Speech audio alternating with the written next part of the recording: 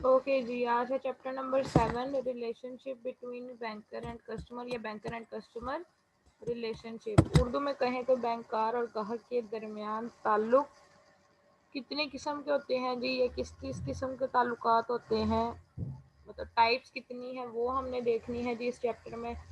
साथ ही साथ हमने rights and duties of customer भी देखने हैं। राइट्स एंड यानी कौन कौन से फ़राइज़ हैं, हुकूक और फ़राइज़ बैंकर के भी देखने हैं, आपके कस्टमर के भी देखने हैं। और सबसे लास्ट पे जो इस चैप्टर में होगा वो आपकी टाइप्स ऑफ कस्टमर्स होंगे, यानी आपके सारिफ की इकसाम के कितनी तरह के लोग बैंक में अकाउंट खुलवा के कस्टमर बैंक का बन सकते हैं।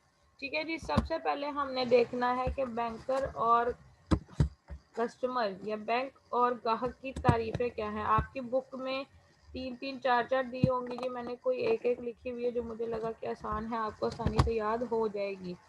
हमने पहले भी ये पढ़ी हुई है दोनों की, आप भी इसको एक दफ़ा रिवाइज कर लेते हैं जी। बैंक कार या बैंक क्या होता है जी, पहले उसकी डेफिनेशन पढ़ेंगे। उसने कहा जी, banker is a dealer of debts of its own and other people, it accepts the deposit of people and lends to the needy.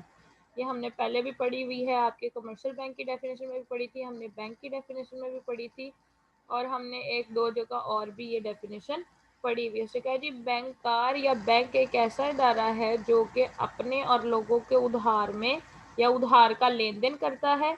एक तरफ से लोगों की अमानतें वसूल करता है और दूसरी तरफ लोगों को कर्जे जारी कर देता है।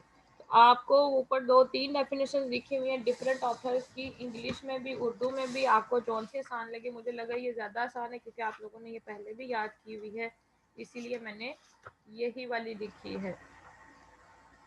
हमारी कितनी तो बुक खत्म हो गई, मुझे बुक देख के खुशी होती है कि हमने बहुत सारा काम कर लिया हुआ है। ऑलमोस्ट आधी बुक हमारी हो गई यार, 7 चैप्टर पे मिड आ गए हैं। ठीक है जी, बैंक की एक और तीन डेफिनेशन है जी। एक उसने सर जॉन पेजेट की लिखी हुई है, ये जो मैंने लिखी है ये प्रोफेसर क्राउथर की है, और तीसरी वाली उसने कॉम्प्रीहेंसिव दी हुई है। मुझे ये क्राउथर की डेफिनेशन सही लगती है जी, कि बैंक ऐसा मालियाती इदारा है जो अपने और लोगों के उधार में लेन देन करता है, एक तरफ से डिपॉजिट लेता है और दूसरी तरफ लोन दे देता है। कस्टमर की भी इसी तरह आपकी तीन डेफिनेशन दी हुई है जी। उसने सर जॉन पेजेट की दी हुई है, उसने डॉक्टर एल एच हार्ट की दी हुई है, और जस्टिस लिंडले की दी हुई है। मैंने उसकी डॉक्टर एल एच हार्ट जो है, या हाली हार्ट लिखा हुआ है, उसकी लिखी है जी। A customer is one who has an account with a banker or for whom a bank habitually undertakes to act as such. उसने कहा है जी, ग्राहक से मुराद एक ऐसा शख्स है जिसने बैंक में अपना खाता खुलवाया हुआ है और बैंक उसके साथ डेली रूटीन का लेन देन या रोज़मर्रा मामलात में लेन देन करता है। उसके अलावा जो दो और हैं, लास्ट वाली पढ़ने लगी हूँ मैं जस्टिस लिंडले की, वो मैंने यहाँ स्लाइड में नहीं लिखी। कहते हैं जी, customer is one who has some sort of account either deposit or current account or some similar relation with the banker. उसने कहा है जी, हो सकता है कि वो सेविंग अकाउंट ओपन करके हो, यानी डिपॉजिट रखवाया हो उसने, या उसका करंट अकाउंट हो, या इसी तरह का कोई और रिश्ता हो सकता है, और से मुराद उसने कर्जा भी लिया हो सकता है। ठीक है जी, अब कहते हैं relationship between banker and customer में डिफरेंट टाइप्स है आपकी। उसमें उसने माशाल्लाह से बहुत सारी टाइप्स दी हैं जी। उसने कहा है जी, बेसिक रिलेशनशिप होता है एक, और एक आपके अदर रिलेशंस है बैंक के साथ। बेसिक रिलेशन या जो बुनियादी ताल्लुक है उसमें डेटर एंड क्रेडिटर। सबा बताओ जरा क्या लिखा हुआ उर्दू में, डेटर और क्रेडिट, कर्ज खा और कर्ज मकरूज, क्या वर्ड लिखे हुए? कौन सा कर्ज ख्वार मकरूज है? कर्ज खा और मकरूज है। हाँ जी, बुनियादी जो जी। ताल्लुक है वो डेटर एंड क्रेडिटर का है। अब दोनों सूरतों में हो सकता है जी, बैंक डेटर भी हो सकता है, बैंक क्रेडिटर भी हो सकता है। दोनों हम बारी बारी एक्सप्लेन करेंगे जी। पहले तो डेटर एंड क्रेडिटर को देख लेते हैं। इंग्लिश में अगर अकाउंटिंग में पढ़ी हुई है ना, डेटर और क्रेडिटर की समझ है। डेटर से मुराद ऐसा शख्स जिसने हमारे पैसे कभी ना कभी वापस करने हैं। क्रेडिटर वो शख्स जिसके हमने कभी ना कभी पैसे देने हैं। तो वो कहता है जी, दोनों सूरतों में बैंक डेटर भी हो सकता है, बैंक क्रेडिटर भी हो सकता है। डेटर एंड क्रेडिटर की डेफिनेशन में वो लिखता है जी, the relationship between a banker and creditor, sorry, banker and his customer is primarily that of debtor and creditor, which can be explained in two ways. पहला है जी जब बैंक डेटर होगा और कस्टमर आपका क्रेडिटर है। क्रेडिटर वो जिसके पैसे आपने देने हैं। अब इसको पहले वाले पॉइंट को पढ़ना है। क्या सियापा है ये जो पहला वाला पॉइंट है ना जी, ये उस सूरत में है जब आपने बैंक के साथ अकाउंट ओपन करवाया है, मतलब आपने अपने पैसे बैंक के पास रखवाए हैं। आपने अपना बैंक अकाउंट ओपन करवाया, पैसे वहां पर रख दिए। अब कभी ना कभी बैंक ने आपके पैसे वापस करने हैं, बैंक ने आपके पैसे देने हैं, तो वो आपका डेटर और बैंक के पॉइंट ऑफ व्यू से आप उसके क्रेडिटर है जिसके पैसे उसने कभी ना कभी वापस करने हैं। आप उसकी लायबिलिटी हैं। बैंक की बुक्स ऑफ अकाउंट्स में आपके कस्टमर का अकाउंट हमेशा क्रेडिट होता है, उसे हमेशा लायबिलिटी कंसिडर किया जाता है क्योंकि बैंक ने कभी ना कभी उसके पैसे वापस करने हैं। ये पॉइंट समझ आइए। Bank as debtor, debtor and creditor में वो सूरत है जी जब आपने पैसे अकाउंट में जमा करवाए हुए हैं, तब बैंक आपका डेटर होगा, उसने कभी ना कभी आपके पैसे वापस करने हैं और आप उसके पॉइंट ऑफ व्यू से क्या है, क्रेडिटर। जो दूसरा सिनेरियो ना, ये सेकंड वाला के बैंक एज क्रेडिटर और कस्टमर एज डेटर, ये तब है जब आपने बैंक से लोन लिया है। सबा इफरा, तुम दोनों को समझ आ रही है कि मैं भी बोली जा रही हूँ?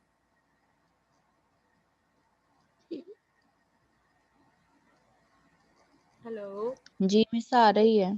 ठीक है, पहला वाला पॉइंट मैंने समझा दिया। जब आप अपने पैसे बैंक में रखवा रहे हैं तब आप क्रेडिटर हैं, आपने पैसे वापस लेने हैं, और डेटर बैंक है, उसने कभी ना कभी आपके वापस करने हैं। जो दूसरा रिलेशनशिप है ये बैंक एज क्रेडिटर और कस्टमर एज डेटर, तो तब हमने लोन लिया होगा, अब हमने कभी ना कभी पैसे वापस करने हैं और बैंक ने अपने पैसे लेने हैं। तो बैंक हमारा क्रेडिटर और हम बैंक के लिए क्या है, डेटर है, हमने उससे पैसे लिए हुए हैं। ठीक है जी। उसके बाद आ जाते हैं आपके डिफरेंट अदर रिलेशन। उर्दू में इसको देख के मुझे बताती जाना। पहला है जी बेलर एंड बेली। बेल कहते हैं जी जमानत देने वाले को। उर्दू में क्या लिखा हुआ है वर्ड? तहवीलकार और तहवीलदार।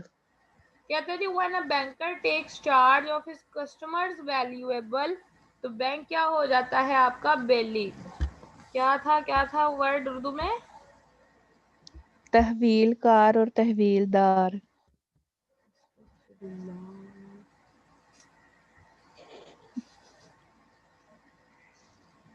ओके, तहवीलकार और तहवीलदार, क्या बेलर हुआ और है? बेली। पहले ये समझ लो ये होता क्या है।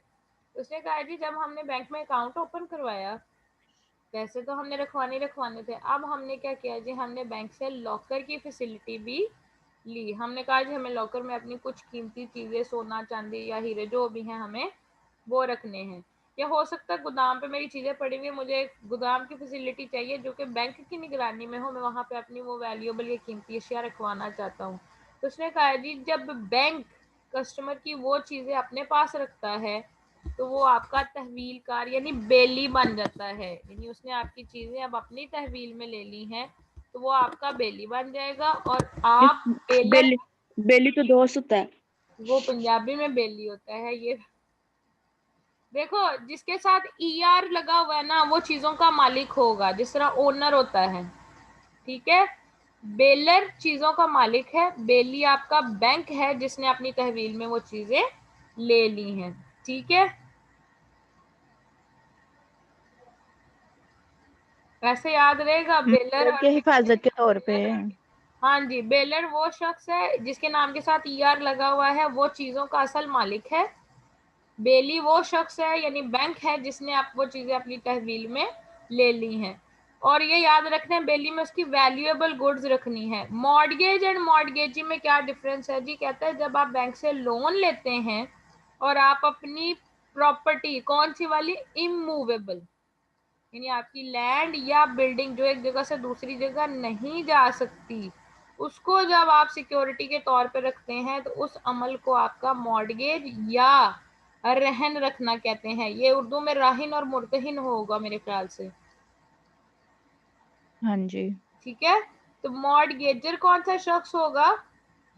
जो आपके पास रखवा रहा है चीजें, जिसकी वो असल प्रॉपर्टी है। राहिन मतलब, राहिन का मतलब है वो शख्स जो मालिक है उन चीजों का और आपके पास वो चीजें गिरवी रखवा रहा है या रहन रखवा रहा है अपने कर्ज के बदले में। मॉर्गेजी आपका बैंक है, मुर्तहिन यानी वो जो चीजें अपने पास एज ए सिक्योरिटी रख रहा है वो आपका मॉर्गेजी यानी बैंक है। इतना तुम्हें समझ लग गई है। मैंने कहा जिसके साथ ईआर का वर्ड लिखा होगा यानी या आपका, हाँ, वो आपका क्या होगा, चीजों का मालिक होगा, और जो दूसरा होगा उसने आपके फर्जवक्ती तौर पे वो चीजें एज ए सिक्योरिटी या एज ए सेफ्टी के रखी होंगी। यहाँ पे भी मॉर्टगेजर में क्या है जी, पहले में सिर्फ और सिर्फ वैल्यूएबल गुड्स रखनी है। मॉर्टगेजर और मॉर्टगेजी में या राहिन और मुर्तहिन में क्या फर्क है जी, आपने अपनी इमूवेबल प्रॉपर्टी यानी सिर्फ और सिर्फ लैंड एंड बिल्डिंग उसके पास जब रखवाती हैं तो आप मॉर्टगेजर हैं और आपका बैंक क्या हो गया, मॉर्टगेजी। तीसरा पॉइंट है जी प्रिंसिपल एंड एजेंट, उर्दू में कहें तो मालिक और एजेंट। उसने कहा है जी बैंक जब जब बैंक है वो अपने कस्टमर के अकॉर्डिंगली चलता है, मतलब उसने उसे कुछ इंस्ट्रक्शंस दी हुई हैं, तो क्या होगा जी, आपका जो कस्टमर है वो ए प्रिंसिपल बन जाएगा और जो आपका बैंक है वो आपके एजेंट के काम तौर पे काम करेगा। फॉर एग्जाम्पल, उसमें बुक में एग्जाम्पल दी हुई है जी, व्हेन बैंक बायज और sell securities on the behalf of his customer it performs an agency functions. Similarly when it collects cheque draft, यानी मैंने चेक दिया है लिख के किसी शख्स को और मैंने कहा जी जाके पेमेंट मेरे बैंक से ले लो, यानी मैं वो चेक दे के, cheque is a written order, ये ऑर्डर होता है बैंक को कि मेरे बिहाफ पे पेमेंट चुपचाप आपने कर देनी है। वो शख्स यानी मैं खुद नहीं गई, वो शख्स मेरे नाम का चेक लेके बैंक के पास चला गया।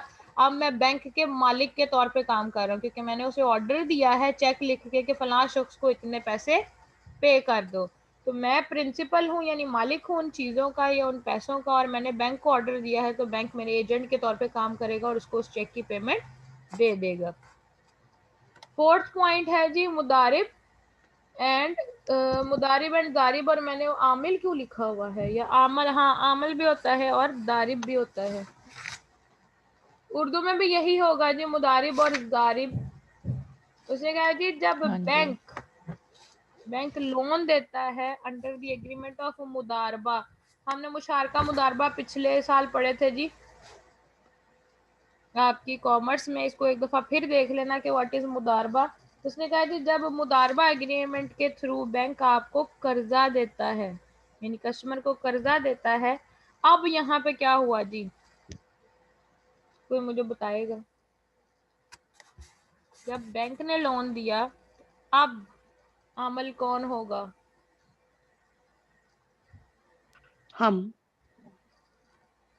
कैसे,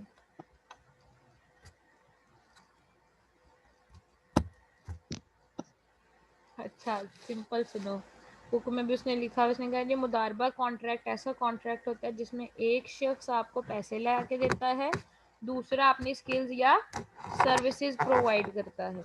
हम कह रहे हैं जी अकॉर्डिंग टू द मुदारबा एक्ट अगर बैंक आपको फाइनेंस कर रहा है यानी पैसा दे रहा है तो इसका मतलब ये है जी दूसरे बंदे ने अपनी स्किल्स लेके आनी है। कहते हैं जी इस तरह के रिलेशनशिप में आपका जो बैंक है वो जारिब यानी रब्बुल माल कहलाता है, यानी जिसको आपका माल का मालिक कह देते हैं।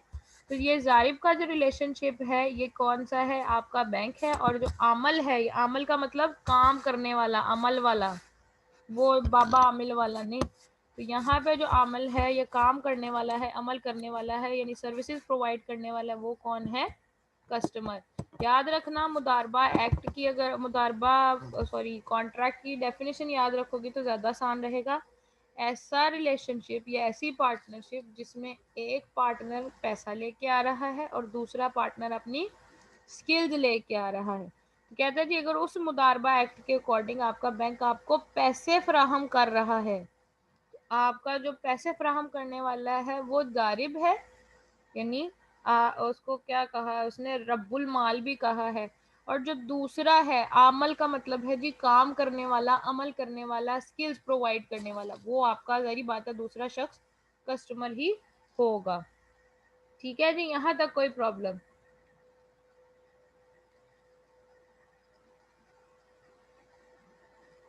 नहीं।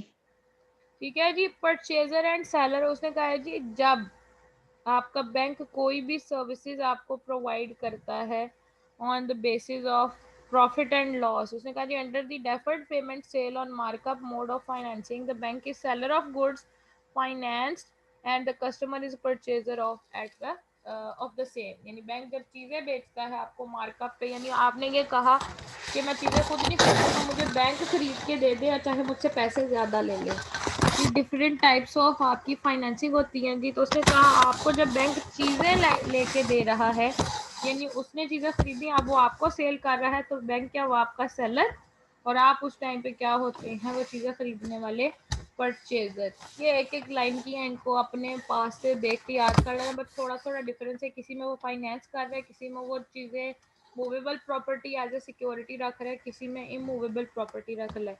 नेक्स्ट ऐसे ही है जी आपका लेसर एंड लेसी। इसको क्या लिखा होगा उर्दू में?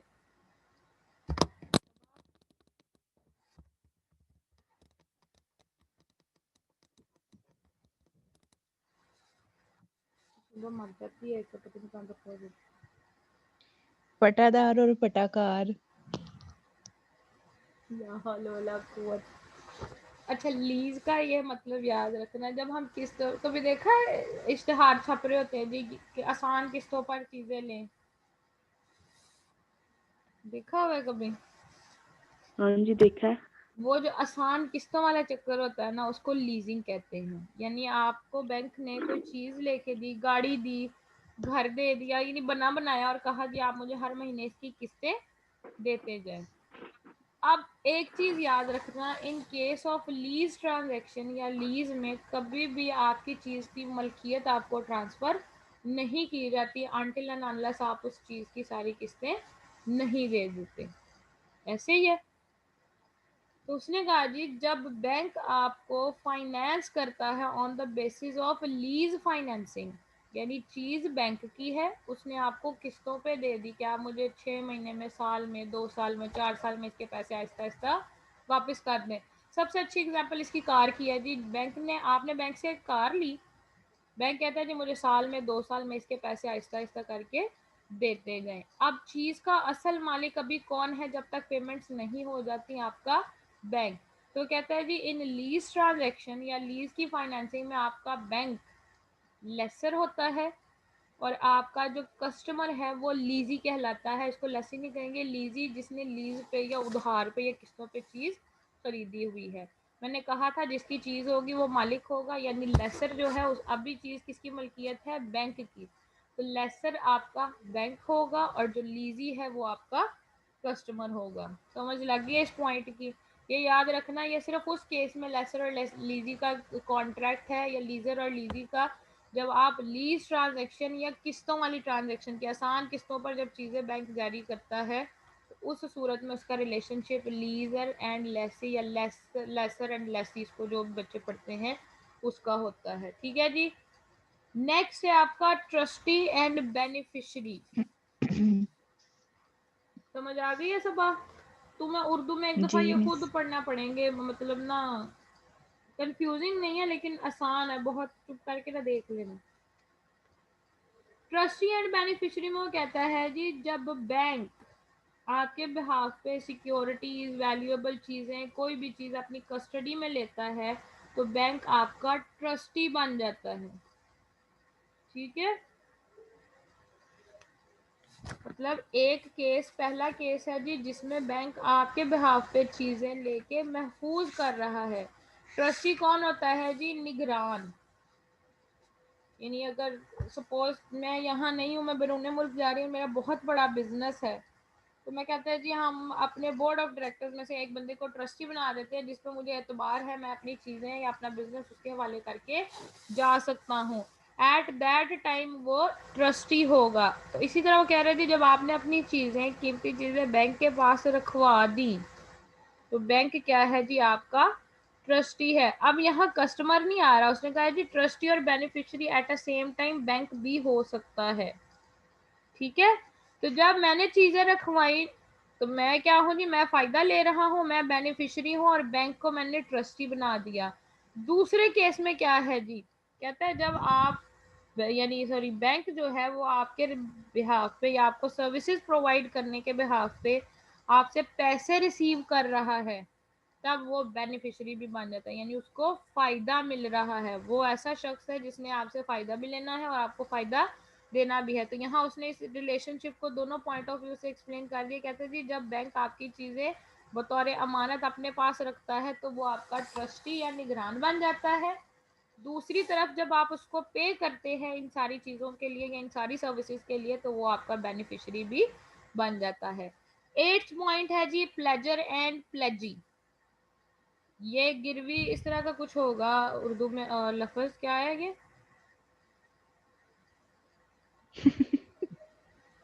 बोलो जल्दी से।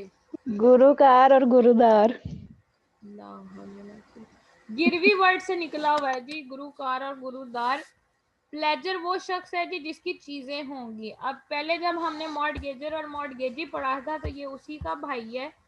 चीजें इसमें भी आप सिक्योरिटी के तौर पे रख रहे हैं, लेकिन अब आप अपनी movable property as a security या एज ए कह लें जी, सिक्योरिटी कहते हैं उसको, कह लें जी अपनी सिक्योरिटी के तौर पे जब आप लोन के अगेंस्ट मूवेबल चीजें रखवाते हैं, उसमें सोना हो सकता है, चांदी हो सकता है, यानी आपकी वैल्यूएबल चीजें हो सकती हैं, आपके बॉन्ड्स हो सकते हैं, डिबेंचर्स हो सकते हैं।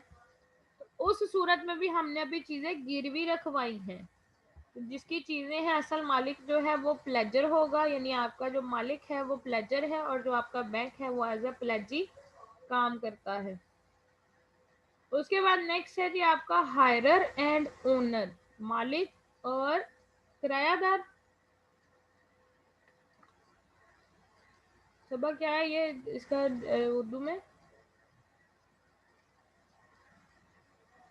इसका है हायर और मालिक।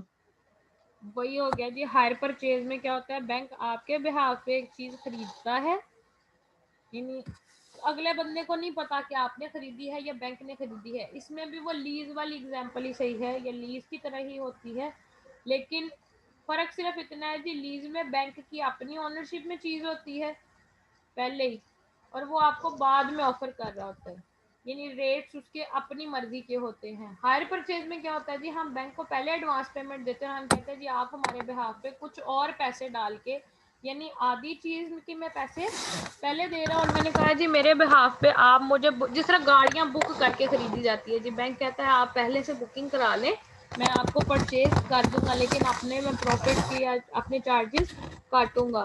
तो इसी तरह कह रहा है जी केस ऑफ हायर परचेज, जो आपका बैंकर है वो आपको अपने बिहाफ पे चीज तो खरीद के दे रहा है, लेकिन तब तक एसेट बैंक की मलकियत रहेगा जब तक आपने उसकी पूरी पेमेंट नहीं कर दी। ठीक है, तो जो आपका हायर है जिसको चीज खरीद रहा है, सॉरी जो ले रहा है, वो आपका कस्टमर है, और जो मालिक है, एक मिनट, हाँ वो जो ओनर है वो आपका, पिटे मुंह मेरा भी, कहते हैं in case of hire purchase finance the banker is the owner and of the asset and the customer is hirer, यानी जो उसको हायर कर रहा है, जो उधार ले रहा है या जिसने करवाई है। अच्छा, आपकी बुक में यानी ये जो मैंने चार्ट से देख के बनाई है उसमें उसने एडवाइजर एंड एडवाइजी नहीं लिखा हुआ, तो आपकी 11th एक है जी एडवाइजर एंड एडवाइजी। कहते हैं जी जब बैंक से कोई मशवरा मांगा जाता है और बैंक आपको मशवरा देता है तो आपका कस्टमर मशवरा ले रहा है, वो एडवाइजी है, और जो आपको मशवरा दे रहा है बैंक, वो आपका एडवाइजर है। ये जो लिखा हुआ है ना cordial relationship between banker and customer, ये उसने पूरा चार्ट दिया हुआ है, ये उन्हीं को उसने एक्सप्लेन करके बैंक के रोल्स आगे डिफाइन कर दिए। इसको एक दफ़ा देख लीजिएगा, ये कुछ भी नहीं है, कोरिडोर रिलेशनशिप मैंने एम लिख दी है, उसने उन्हीं रिलेशनशिप को एक्सप्लेन करके उसमें बैंक का रोल निकाल दिया। यहाँ मैं एडवाइज़र एंड एडवाइजी कर देती हूँ।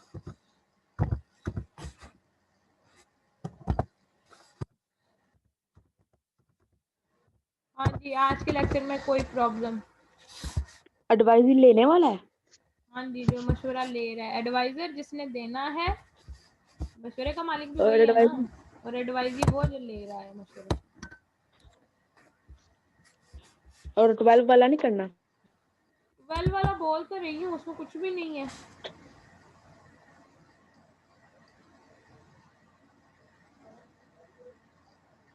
वो उसने उन्हीं रिलेशनशिप को आगे टेबल में एक्सप्लेन कर दिया और सिर्फ उसमें से बैंक का रोल उठा के अलग लिख दिया। ठीक है, वो टेबल हमें याद करने की ज़रूरत ही नहीं है, पहले जो हमें याद होंगे। अब हम कल पढ़ेंगे rights and duties of customer और साथ ही साथ बैंक के भी, दोनों के पढ़ लेंगे जी। उसके बाद हमारा इस चैप्टर में नहीं, 2 टॉपिक्स रह जाएंगे, rights and duties of customer. उसके बाद 1 मिनट, सिर्फ कस्टमर के राइट्स एंड ड्यूटीज़ हैं। हाँ, और टर्मिनेशन ऑफ रिलेशनशिप कि कब आपका ताल्लुक ख़त्म हो जाता है, कब आपके और डेट के दरमियान रिश्ता ख़त्म हो जाता है, ब्रेकअप हो जाता है। 2 टॉपिक्स रह देंगे कल के बाद, कोशिश करूँगी कल 2 ही ख़त्म करवा दूँ, rights and duties of customer वाला और टर्मिनेशन ऑफ रिलेशनशिप। उसके बाद सिर्फ एक रह जाएगा कि आपकी टाइप्स ऑफ कस्टमर्स, और हमारा ये चैप्टर भी खैर से ख़त्म हो जाएगा। उसके बाद हमारे मज़े के चैप्टर शुरू होंगे, मतलब अच्छे वाले, लेकिन नहीं अभी भी नहीं। चैप्टर नंबर 8, 9, 10 ज़्यादा अच्छे हैं, 9, 10, 11, 12 ये सब अच्छे हैं, थोड़े लेंथी होंगे लेकिन बहुत अच्छे हैं, मज़े के चैप्टर हैं। तुम लोग साथ साथ इसका याद करते जाओ, एंड पे ना मुझे कहना।